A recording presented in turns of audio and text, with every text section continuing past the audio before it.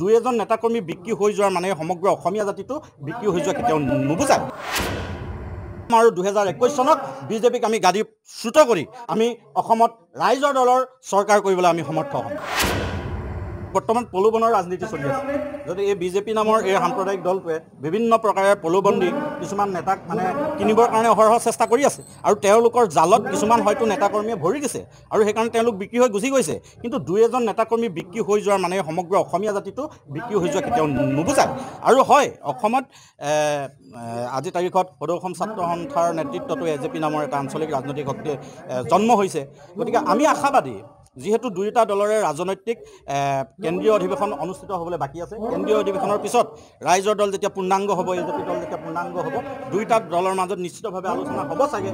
আমি ভাবিছোঁ, হ'ব বুলি ভাবিছোঁ। এটা পৰিৱেশ আমি সকলোৱে ৰচনা কৰিব লাগিব আৰু তাৰপিছত আমি আশা ৰাখিছোঁ একত্ৰিতভাৱে আমি বিজেপি চৰকাৰৰ বিৰুদ্ধে কিন্তু যুঁজখন যুঁজিব লাগিব।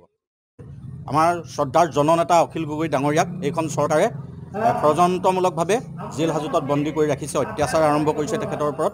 কাৰণ তেখেতৰ ওপৰত তাৰিখৰ ওপৰত তাৰিখ, কিন্তু তেখেতক জামিন প্ৰদান কৰা নাই। কিন্তু আমি সিদিনা দেখিবলৈ পালোঁ অৰ্ণৱ গোস্বামী নামৰ যিগৰাকী আমাৰ শ্ৰদ্ধাৰ অসম সন্তানেই হয়, তেখেত এগৰাকী সাংবাদিক হয়। তেখেতে কিন্তু এটা গুৰুত্বপূৰ্ণ এটা কেছত জেল হাজতলৈ যোৱাৰ পিছতো উচ্চতম ন্যায়ালয়ে কিন্তু তেখেতক দুদিনৰ ভিতৰতে জামিন দিলে। কিন্তু অখিল গগৈৰ ক্ষেত্ৰত আটাইতকৈ ডাঙৰ কথাটো হৈছে তেখেতক ভিত্তিহীনভাৱে কোনো প্ৰমাণ নোহোৱাকৈ তেখেতক জেল হাজতত বন্দী কৰি ৰখা হৈছে। গতিকে এই কথাত অসমৰ ৰাইজ আৰু ক্ষান্ত নাথাকে। নিশ্চিতভাৱে আমি ইয়াৰ বিৰুদ্ধে আমি প্ৰতিটো জাতীয় জনগোষ্ঠীয় সংগঠনে যুঁজ দি আছোঁ আৰু অনাগত সময়ত ৰাইজৰ দলেও যুঁজ দি যাব। আৰু নিশ্চিতভাৱে পৰিৱৰ্তনৰ নামত এইখন চৰকাৰে কেৱল মাত্ৰ আধাৰশিলাৰ ৰাজনীতিতে ব্যস্ত হৈ আছে।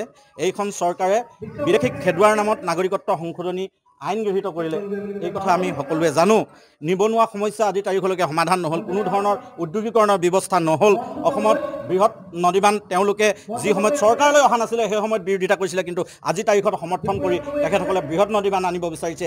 ইয়াৰ উপৰিও বিভিন্ন অসমৰ জাতীয় সমস্যা, যিসমূহ সমস্যা সমাধান কৰাৰ ক্ষেত্ৰত সৰ্বানন্দ সোণোৱালৰ এখন নেতৃত্বত থকা চৰকাৰে কোনো কাৰণতে অকণমানো গুৰুত্ব নিদিলে। গতিকে অসমৰ ৰাইজে এতিয়া এটা পৰিৱৰ্তন বিচাৰিছে আৰু অসমত এটা শক্তিশালী আঞ্চলিক শক্তি উত্থান হোৱাটো বিচাৰিছে।